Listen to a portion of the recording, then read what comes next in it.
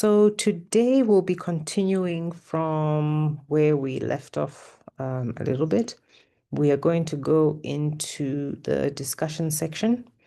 The lecture is a bit short only because, like I said, I'm away at a surgical camp, so the network is a bit tricky. So I hope I can get through what we have prepared for today. So, for the discussion section, you're basically translating your data to impact, to a message, right? And the aim is to try and discuss your results effectively. For today's session, we are going to learn the following things, which I think as an editor, you want to see some of these things, and they tend to improve the quality of papers we're getting and quality of manuscripts that you're able to prepare. So the objective is to learn how to frame the discussion section as a persuasive academic argument, enhance or elevate your interpretation of results, learn how to contextualize your results. What does contextualization mean? Basically, just fit in what your results are into, the bigger picture of your setting. And then last but not least, we will learn how to properly critically appraise your own work. So, for the ideal discussion, it basically goes beyond reporting p-values and rather starts to critically appraise the clinical significance and the plausibility and the methodological influence of what you have found, right? So does it make sense clinically? How do we use this information? What does it mean? And you basically, when you start designing your discussion session, when you start writing a lot of papers, your style of writing we can actually tell that it's this author because your template is repeatable and it's very structured, very detailed, how you organize your narrative flow, and there's logic in what you are saying, right? So it's not just p-values. This is the result we found. You kind of want to add more meat to it. And you want to give a very persuasive academic argument so that we can situate your findings or your research. I said surgical community because I'm a surgeon, but well, you get the idea, into the surgical or medical community or whoever you're writing for, right? For the ideal discussion, just following on from our objectives, you really want to develop strategies for engaging with existing literature, right? Whether it's confirming, contradicting, refining, whatever is happening, right? And you have to put it in a scholarly tone.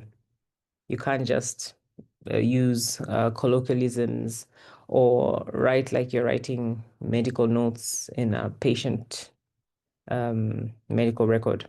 You also need to present your study limitations and basically everything surrounding your findings in a way that demonstrates your scholarly rigor and, give a direction for future investigation or future research. So, in short, what is the purpose of the results section? Sorry, not results. This is, I think I was thinking of the previous, but of the discussion section, right? The first one is to explain the meaning of your findings, right? What do your findings mean? Because in the previous discussion, the results section, we actually discussed how you present your findings, what you should, objectivity, clarity, conciseness, etc. But when you come to the discussion section, you now want to explain what that means. So your p-value was significant. What does it mean? Does that mean your treatment is working? Does that mean your intervention is working?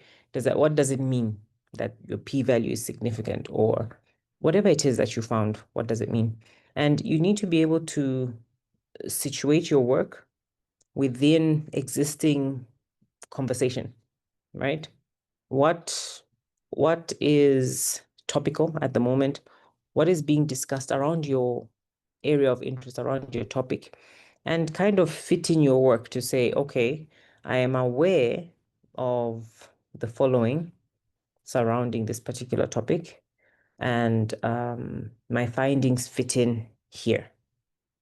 You also need to be able to argue the significance, because some findings are very insignificant, right?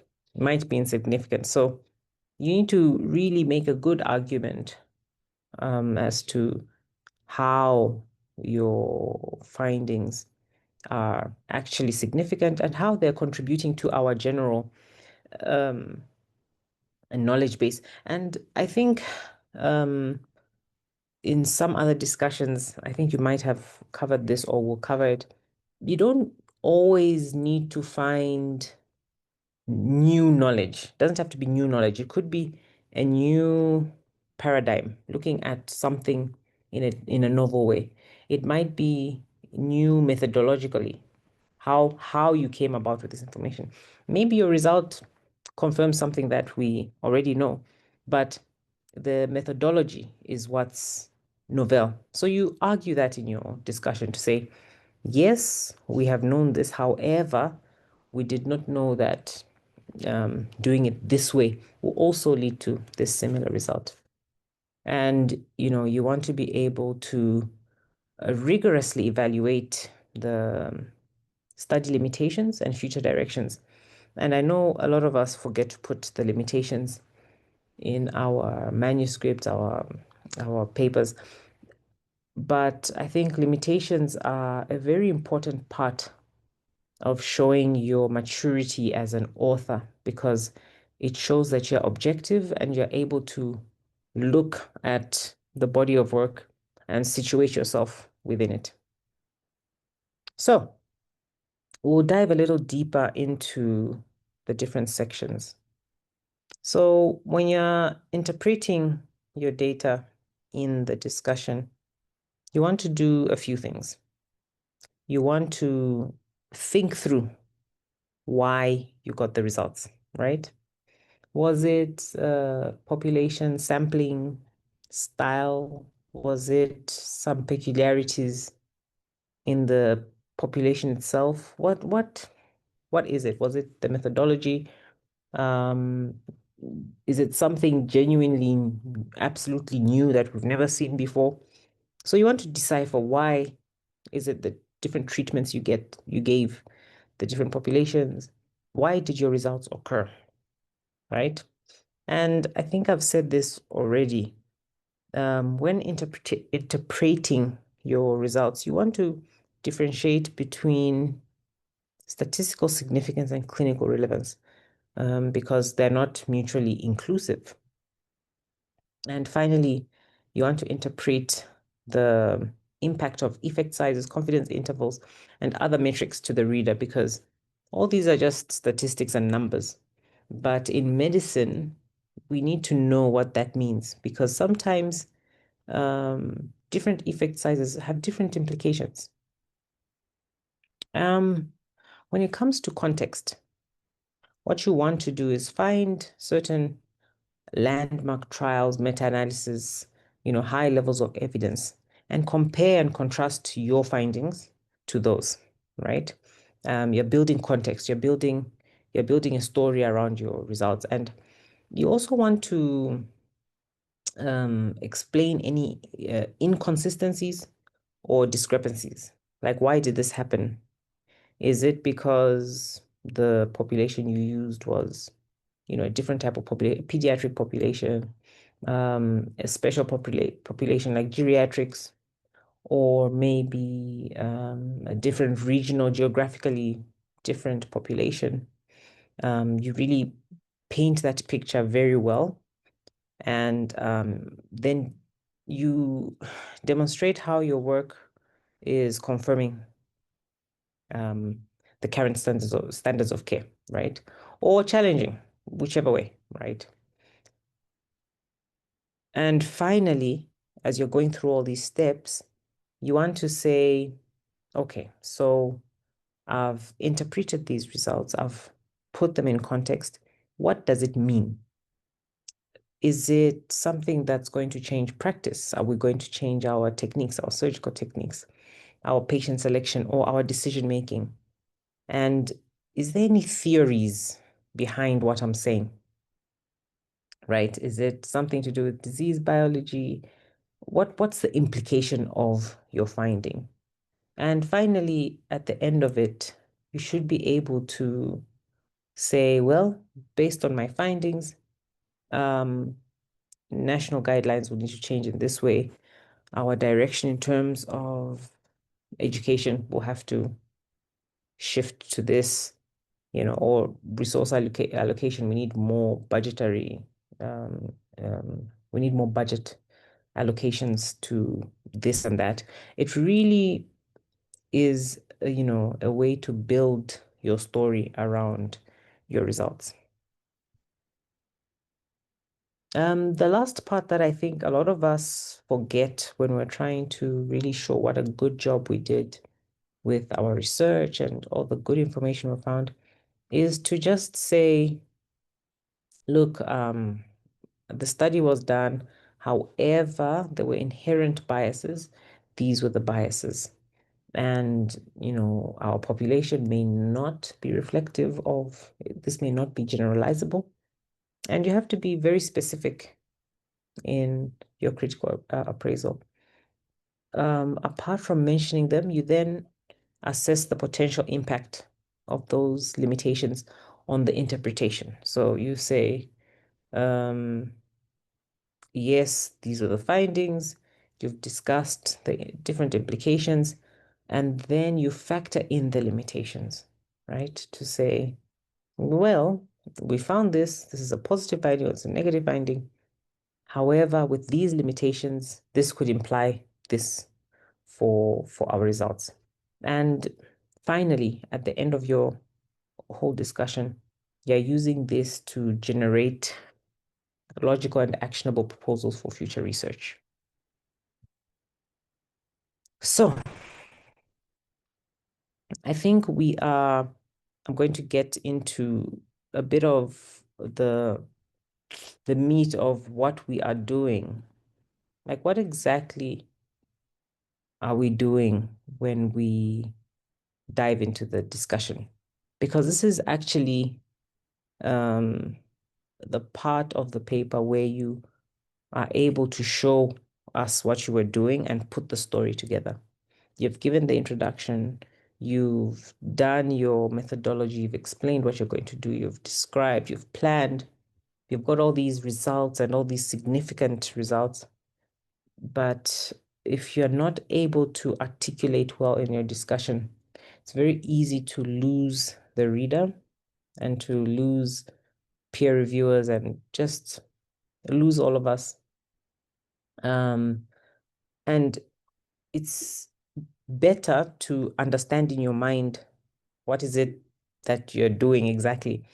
You're basically translating, right? Translating the raw data into and explaining what this data implies about whatever it is, biology, technique, patient care, whatever it is you're focusing on. And you really want to persuade reviewers that your work is valid and significant and worthy of incorporation into, in my case, surgical science or into practice.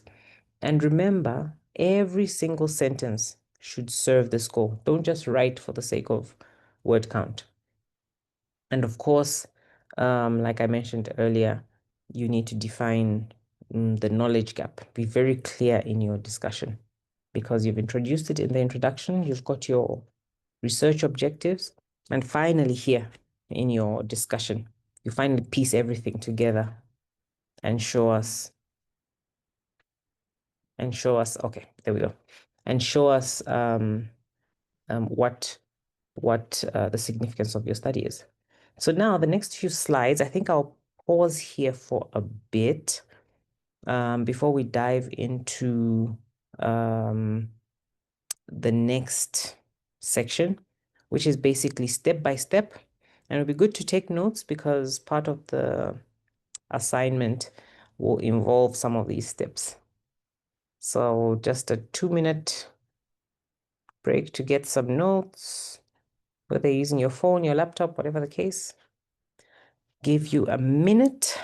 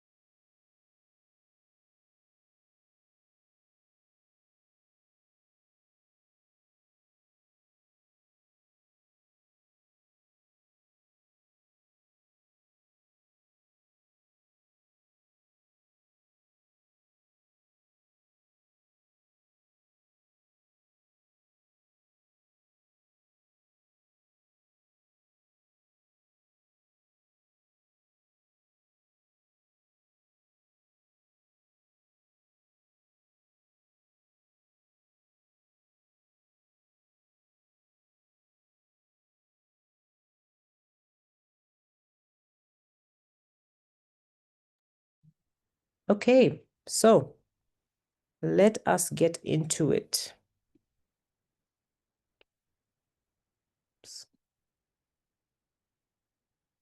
Are we all back?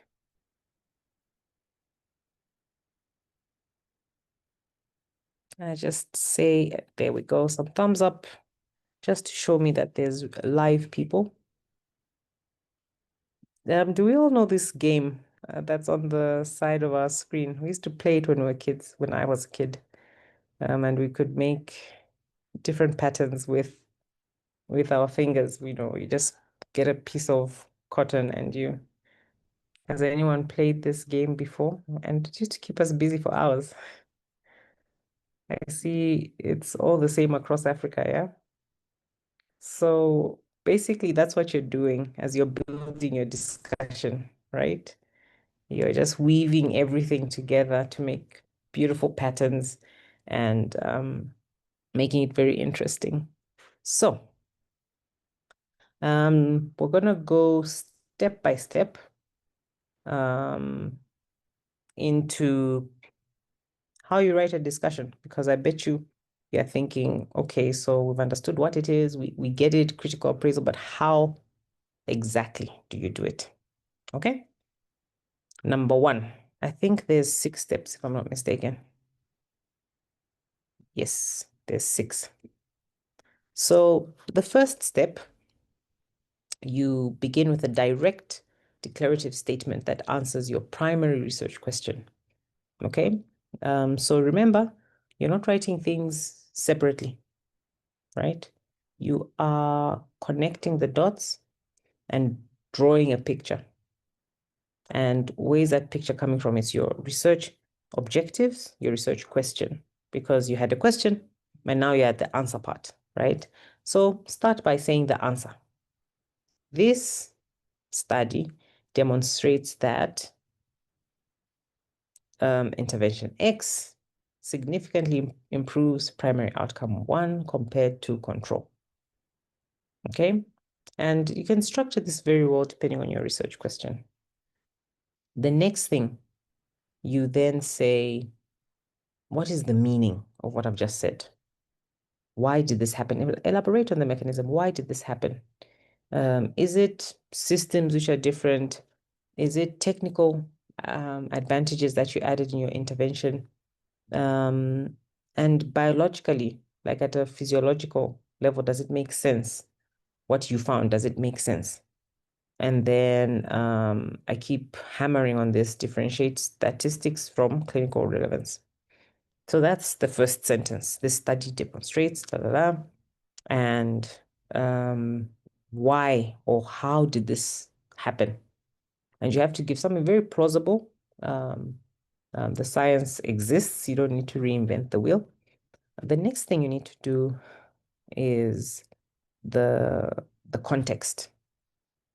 So compare your results to 2 or 3 of the most relevant studies, right? Anything and don't be afraid to include conflicting. It shows that you really broadened your perspective and you are trying to situate your findings and not be biased. So don't just list paper 1 agrees with me, paper 2 disagrees with me, paper 3, you explain what you mean by agreements and disagreements, what's happening. And from there, we move to the so what.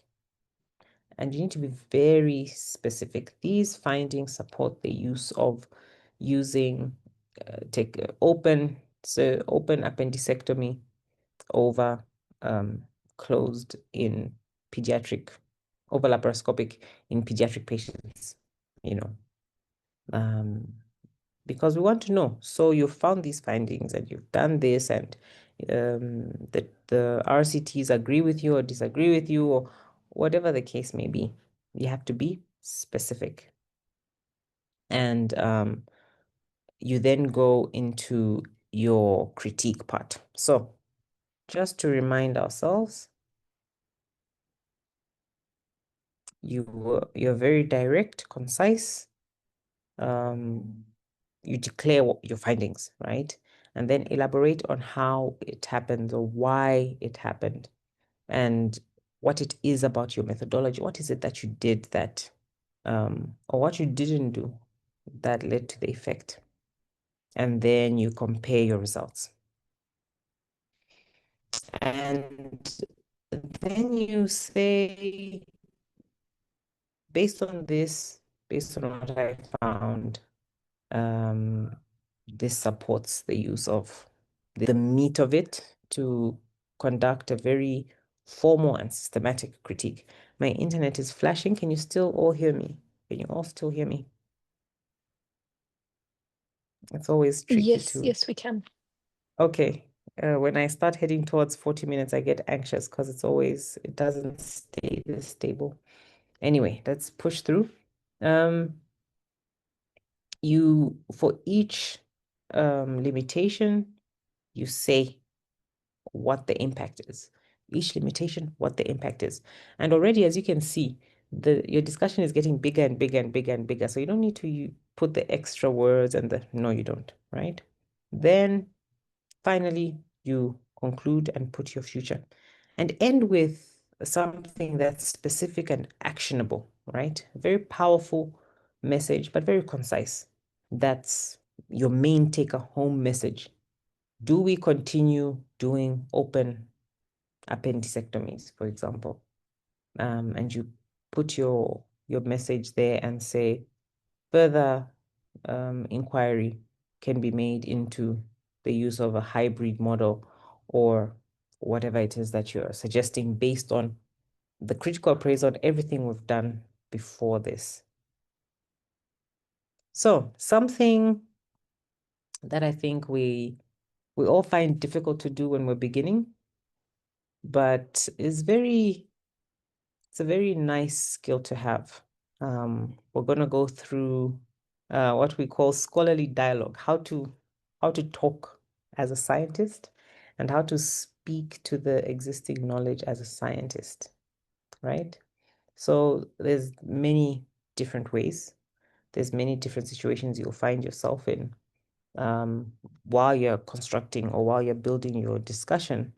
Maybe you're agreeing with something or something agrees with, some other body of knowledge or piece of work, agrees with you. So you're reinforcing this message. You could say something like, our results validate and extend or add to the findings of this author by demonstrating that the efficacy of X holds true in this patient setting and is durable. For example, if you use the longer follow-up time. And that already is creating a very nice dialogue, because you're painting a picture, we can see where you're coming from, and that you're aware that your finding may not be entirely new, but you're aware, and you know, you really did a good literature review. And then there's, of course, the contradictory. And this is a part where a lot of authors don't like to, you want to paint your paper in a good light, unless, of course, your finding is positive and contradictory, in which case you still need to explain yourself. And you go in contrast to the conclusion of XYZ. We observed a higher rate of, say, complication. And this discrepancy may be explained by a difference in technique, in definition of outcome, and you say, specifically in this trial, they did this, whereas in our cohort, we included this patient, or we excluded, whatever it may be in your case. And then the one that I particularly liked for nuance, when you want to refine something, you can bring in a landmark paper where you say, well, in this trial, this landmark trial, it's established the overall benefit of this therapy. Our subgroup analysis suggests that, this benefit is driven by a certain biomarker or a mutation or whatever. And this refines our understanding of which patients are most likely to benefit. So you don't necessarily always need to be finding novel, huge, brand new scientific discoveries. Your findings can be nuanced to fit your certain population, your certain geographical location, your certain patient subgroup, whatever it is. You should be able to have that critical appraisal and understanding of the literature that's around you. I think we're almost at the end before we go into the exercise. And the exercise will take a bit of time because the bit of discussion is a bit of a long section. So I hope we can then go through it a little bit with the help of the moderator. I don't know if people will put the suggestions in the chat box. When you're talking about study limitations, it's a small hack, but by listing your limitations, your biases, you're able to preempt the criticism. And it shows that you're honest. You're not being presumptive. There's some academic honesty in you. You just need to remember that it should be specific, and always discuss all your potential confounders, your biases, and how it may nuance your interpretation of the findings and of the data, and just be honest. Reviewers and readers are very forgiving when you're open and transparent.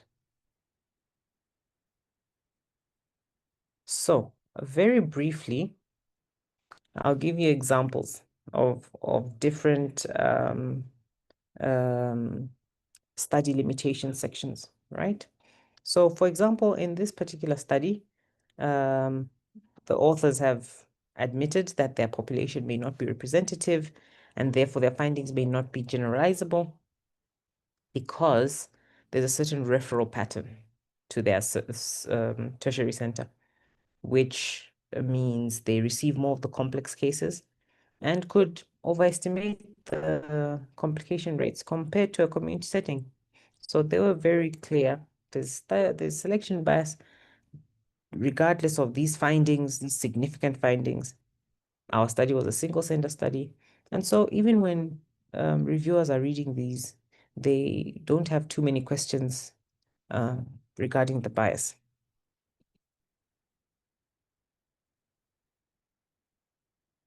Another bias could be in terms of the learning curve. In surgical papers, for example, maybe all the procedures were done by high volume, highly specialized surgeons, and the outcomes may actually not be generalizable to people who are earlier in their career. So the real world risks are maybe underestimated. And this is attributed to the learning curve. Our favorite, more studies are needed, should be avoided. It's better you're specific and, actionable. You guide and say, look, we observed this in this phase 2 study, and it's a pilot. And what we need to do, and you can see the language very strong, very specific, very actionable, a multinational randomized control phase 3 trial, because your study, for example, was a phase 2 pilot. You need a phase 3 that's powered for long-term survival, for example. Oh, yes, we've made it. I was so worried because at the 45-minute mark, my network usually struggles. So at this point, we've got 4 minutes before 40, the 40 mark. So I think I will take some questions or comments at this time. Then at the 40-minute mark, we will get into the practical of redesigning. And I'll give you all 10 minutes to formulate a discussion. And then I'll show you the one version of a correct answer. And you can mark yourself and see how you did. So let's take some questions. I'll hand back to my moderator to run through Thank the you, Q&A. Dr. Chalwe. Thank you, Dr. Chalwe, for the informative session. So we've got one question so far. You have said that in the contextualization section, we should compare and contrast our results with those from previous studies. In systematic reviews and meta-analyses, should we compare with other meta-analyses and reviews, or the comparison should be done with the studies that are included in the overall study?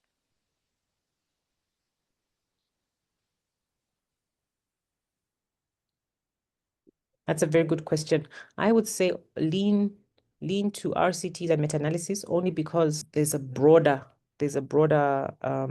view that you're going to get.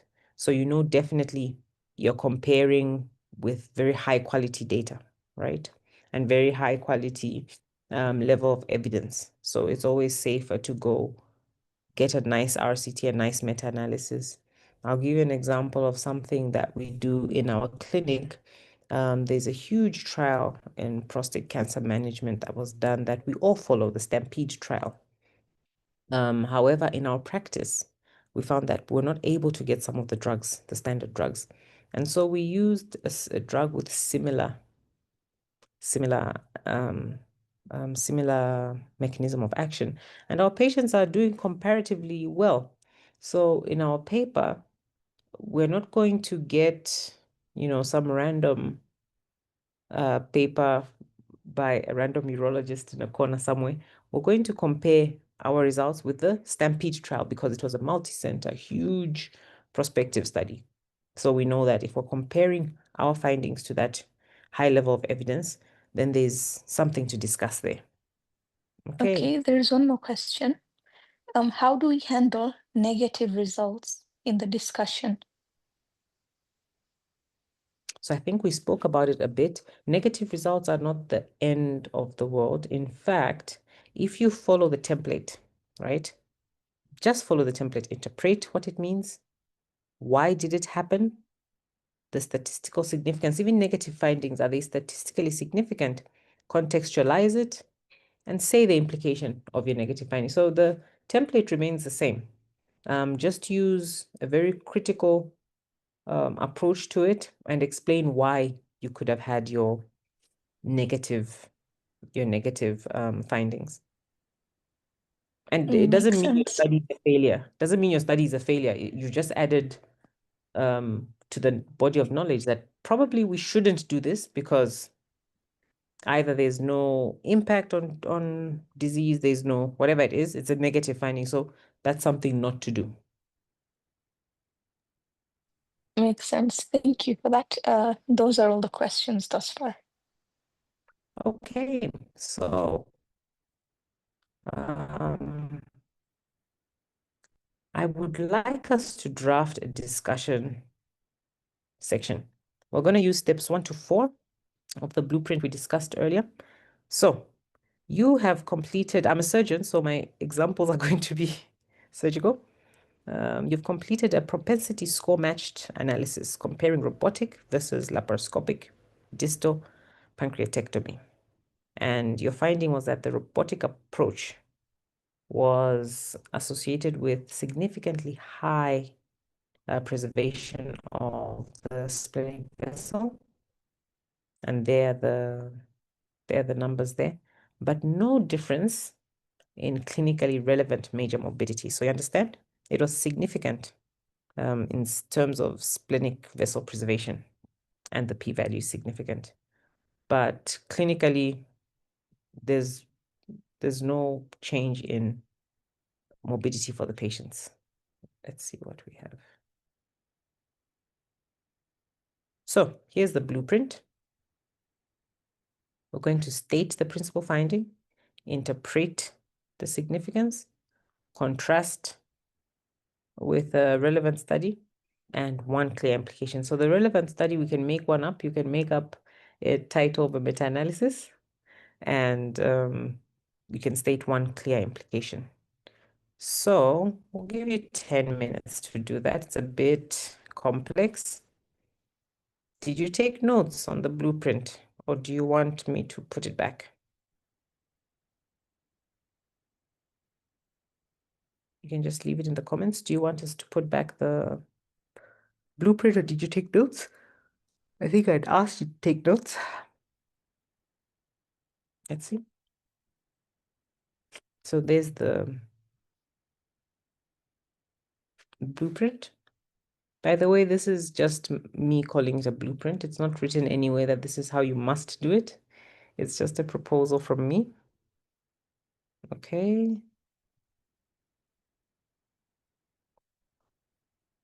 So we'll give you 10 minutes for this exercise. I know it's a bit of a long one. Have we got the scenario and the finding? So you're basically comparing robotic versus laparoscopic procedure, and robotic approach, there's higher rate of splenic vessel preservation, but no clinically relevant difference. Okay, so 10 minutes from now, moderator, are you on the clock? We can give everyone 10 minutes to just write something nice. Yes, okay. Let me time that. Yeah, and they can post it'll be nice if different people can read out their discussion, or post it, then read it out. So I think post it in the discussion, and then we can pick one or two that you can read out that we can see as an example. So I've enabled our participants to talk. So in the next few minutes, once they're done, then we can have people voice their sections as well, if that's okay.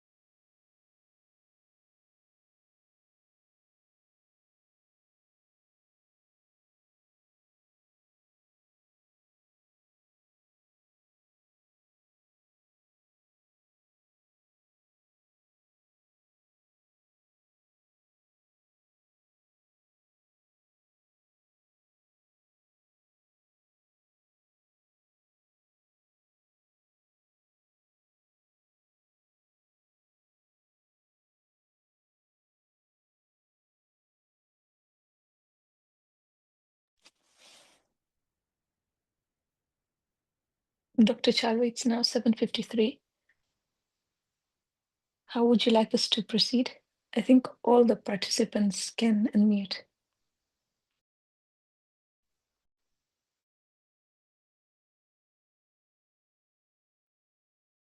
Okay. So I see there's 2 in the chat. Have they posted?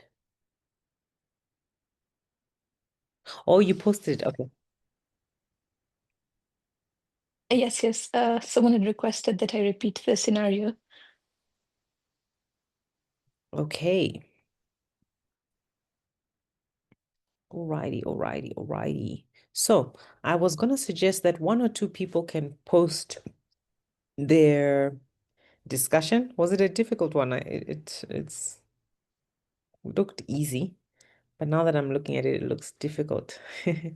If someone can go ahead, 1 or 2 people can go ahead. There's how many people on the call? That's a good number. If you're able to post your discussion, we gave you 10 minutes. That was a lot of time. Yep. And then we'll see which ones are looking good, and you can read it out.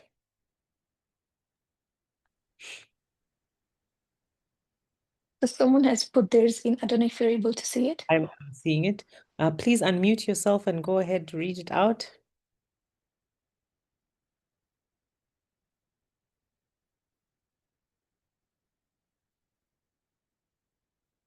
Go ahead and unmute yourself.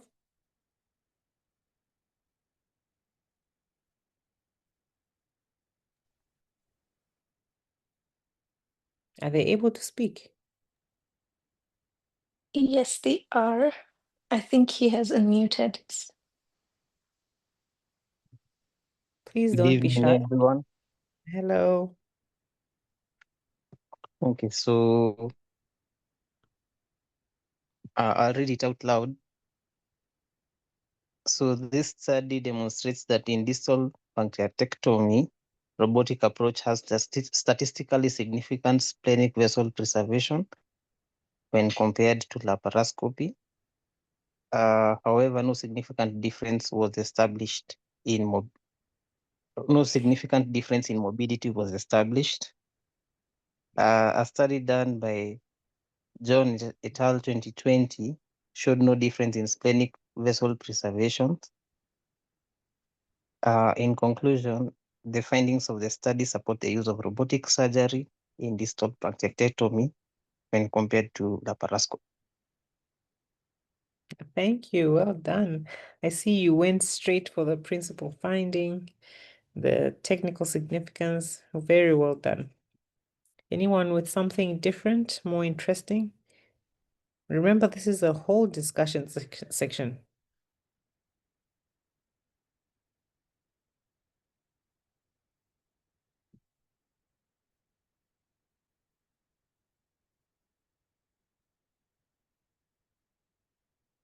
No one is feeling brave.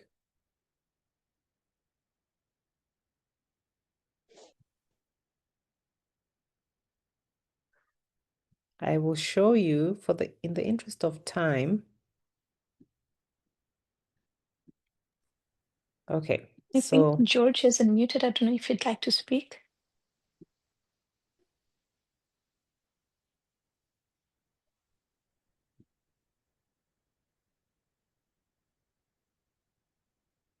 Yeah,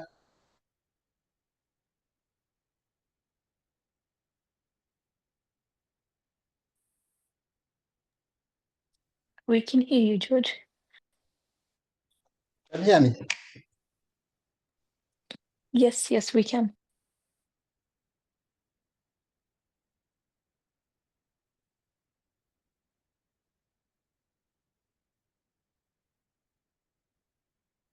okay, in the interest of time, I think we can all see the screen, can we? So this was my version. Our analysis indicates that robotic approach to distal pancreatectomy facilitates a significantly higher rate of splenic vessel preservation compared to laparoscopy.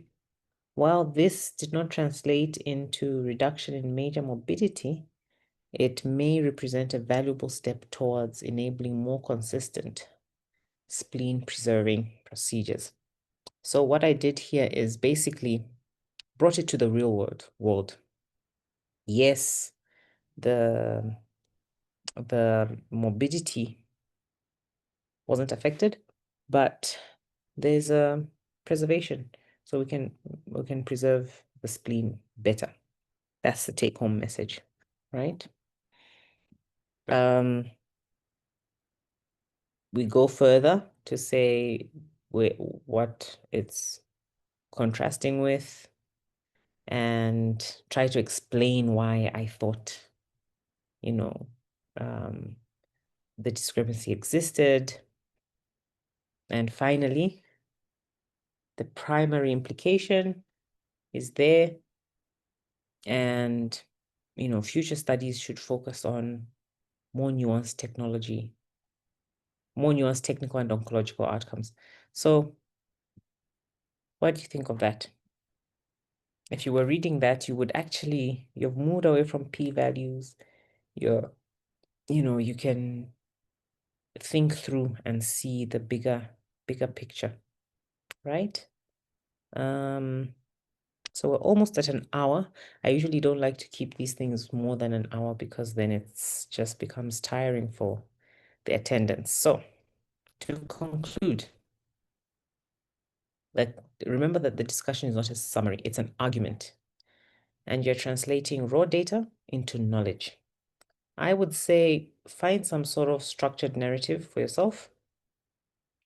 See what you want to, right? What method you want to use. That blueprint was just my suggestion.